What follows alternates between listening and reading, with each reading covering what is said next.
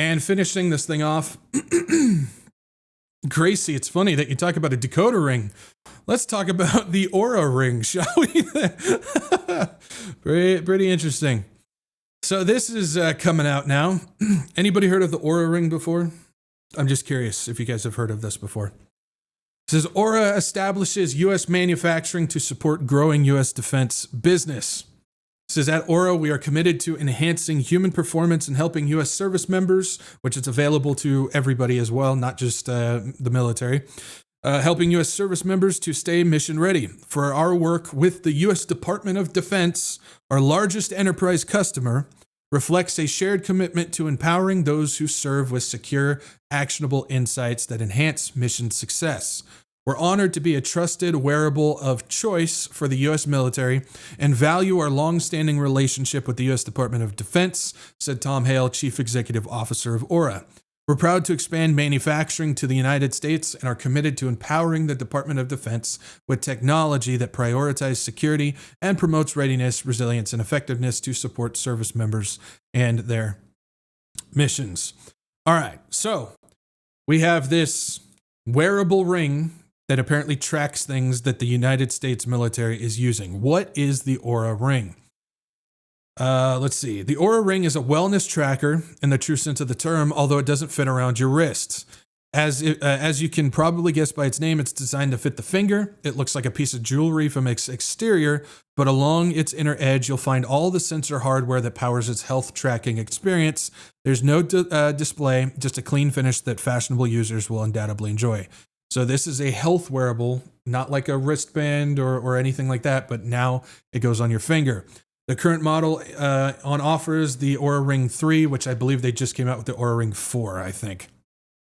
Brings substantial improvements over their last rings, and it tracks all these different things, including blood oxygen saturation monitoring, more accurate body temperature tracking, menstrual cycle prediction smarts, while the company still supports the other rings and so on and so forth that's off the market and so on and so forth.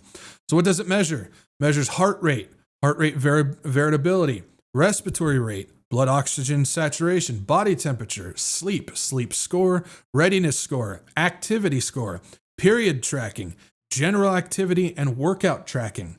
So this ring tracks all of this stuff.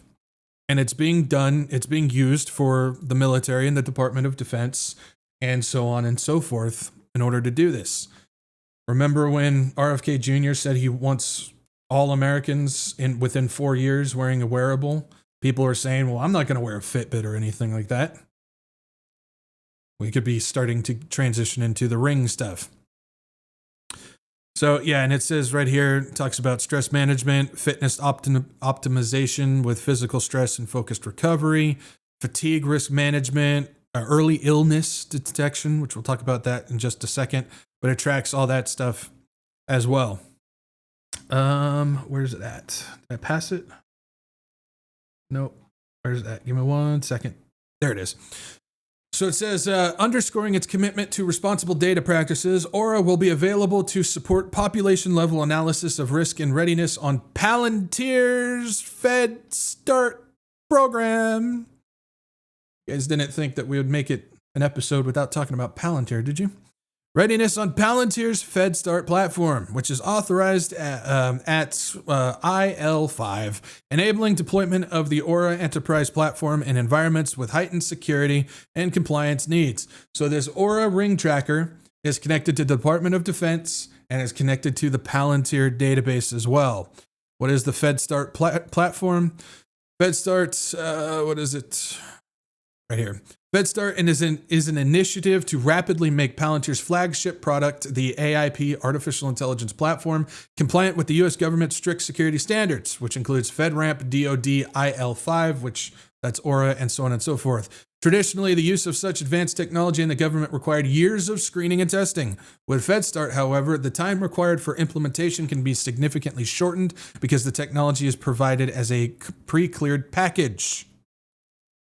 From my understanding, it used to take upwards of 2, 3, sometimes 4 years before a piece of technology or software in this vicinity of things within this area, it could take that long for it to be approved and start being implemented. Because of Palantir's technology and their pre-cleared package system with it, they can start implementing this stuff in as short as 18 months. It cut down a lot. And Palantir's the Fed Start program is connected to the Google Cloud, as well as Anthropic AI and the Palantir integrated program as well. So it just keeps on getting better and better and better, doesn't it?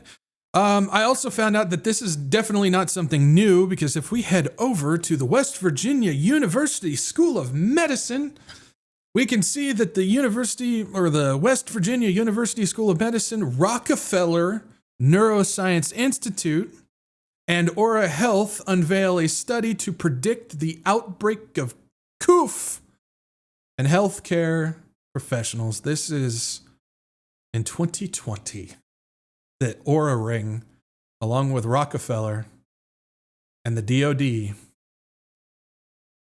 was utilizing this to sense COOF within humans. West Virginia University Rockefeller Neuroscience Institute, along with the Medicine Department and the smart ring maker Oura Health, on October 8th, 2020, announced a national study designed to accelerate early detection of the COOF virus symptoms and contagiousness, leveraging an artificial intelligence-driven predictive model, wearable ring technology, and a COOF monitoring app.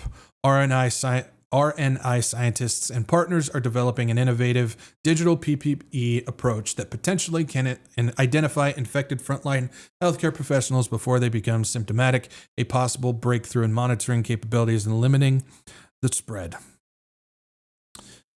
Just going to give you two scenarios. I'm not really going to dive into them. I'll just give you two scenarios. You guys can think about it and research it on however you want to at that point. If this ring is able to determine things like that, who's to say that eventually you will be required to have a certain jab of some type with a certification that you took it, and all you have to do is scan a ring, which will be able to determine if you are checked and good to go. You won't need a phone. You won't need any of this stuff. Just, there's my ring, determines whether I have it or not. I can move about society, so on and so forth. Scenario 1. Scenario 2. We understand with 6G technology, and we've been talking about this for a couple of years now. We understand with 6G technology that body energy, human body energy, can be used to power electronics with a simple brass bracelet or ring or something like that. It's able to take body energy, transfer it over to an electronic device and power something. Who's to say that something like a ring will not be used to start turning humans into batteries, which we know that is part of the plan as well. And they told us that in 1999's Matrix movie, and they have technology that does just that. Who's to say that this ring doesn't make that available as well?